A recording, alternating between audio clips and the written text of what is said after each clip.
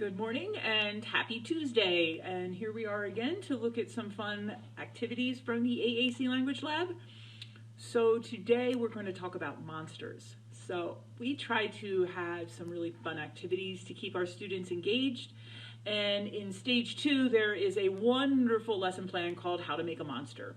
And I use this game. This is probably one of my favorite games in the whole entire lab because it is so very, very simple, yet so engaging for the kids. I was working in a classroom with 5th and 6th graders, and they were all on different devices. So we had students that were using Touch Chat with Word Power, we had Unity, we had Words for Life, and the teacher was like a little bit nervous because she's like, how am I going to support all these kids with all these different devices? And you know, oftentimes we think like, oh well, every kid should be on the same device, but that's not the case because each child is so incredibly unique and each learning style is so incredibly unique that we want to make sure that the device matches what they need. So it shouldn't be about the teacher and what makes the teacher comfortable. It needs to be about the student and what makes the student comfortable. So we played this game called Monster Mouth. And basically what you do is you get 2 grocery bags, or you can do like a big lawn and garden bag, and I put them together and I cut a big hole out of here for the mouth, and then we kind of decorate it. So you can put eyes on here, you can put, you know, hair, whatever you want. So I actually went into the classroom with just a simple one that just had some eyes on it, and we played this game where we had language goals based on what the student was working on. So we had 4 students using AAC devices, each one working on something separate. And so we had a stack of, we had a stack of paper, thank you, Jean. We had a stack of paper that was there with what we wanted them to work on. So each student had their own pile of scratch paper. So again, we're using grocery bags, which we got for free at the grocery store, and then we're using scratch pieces of paper, which cost like absolutely nothing, and we just wrote down what we wanted them to find. So they got to pick one of their papers, they found it on their device, and when they found it on their device, they then got to throw it into the mouth of the monster.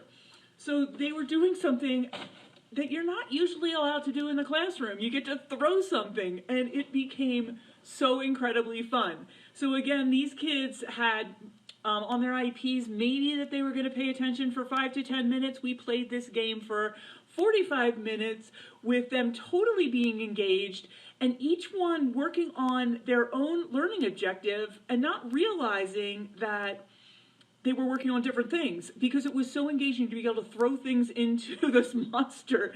And the only reason we stopped playing that game was because it was lunchtime. So I have done this with multiple classrooms with kids of all different ages, and they are equally engaged. It's just a silly, super simple game that you can utilize over and over and over again. So there is something on the Language Lab that I kind of stress, and that's called repetition with variety. So we have a lot of games that can be modified to play a variety of different ways. So the next time I went into that classroom, the classroom assistants had gotten a hold of the monster and they had lipstick on it. They had like all kinds of crazy hair. The kids all decorated this thing and they used this game at math time to practice math facts. They used this game when they were doing spelling, and if they could spell the word right, they got to throw it into the monster.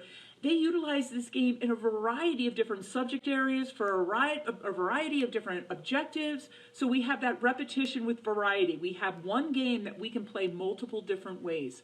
We have that one game that we can play with a variety of different kids all working on different concepts. And it's still just as effective. And because it's something unexpected that they're throwing things in the classroom, that they really, really enjoy it. So How to Make a Monster lesson plan is on the Language Lab. So you have this game that you can play. There's also a book called How to Make a Monster, and when you read the book at the very end, there's all these body parts, and the student can make their own monster and put it all together. And we also have links to a couple really wonderful videos. So you can go on and watch a teacher reading Big Green Monster. So if you've never read that story, follow the link in the lesson plan. It's absolutely fabulous.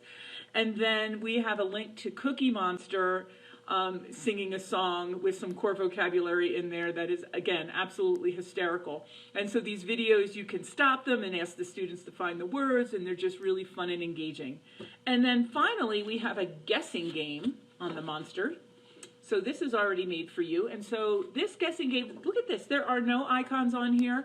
That doesn't matter what device you're using. Oh, could it be used with somebody that's learning English as a second language? Absolutely. And so now the student one student gets to pick which monster they're thinking of. And then everybody else has to guess what it is. Is it the blue one? Is it the purple one? So they get to practice asking questions. Is it? You know, and so you can say yes and no, or you can say it is not, whatever you want, but you have a game. Now, could we play this a variety of different ways? Absolutely. You could put words on the different monsters and they could say, oh, is it this word? Is it that word? You could put math facts. Again, you could play this game so many different ways. All right. So how to make a monster. Hi, Wendy, and I'm glad. I know that, Wendy, I've seen you work on this lesson plan with your kids, and you've posted some amazing pictures and things that they've done. So that's kind of cool when we all get to share what we're doing with each other. So that's really fabulous.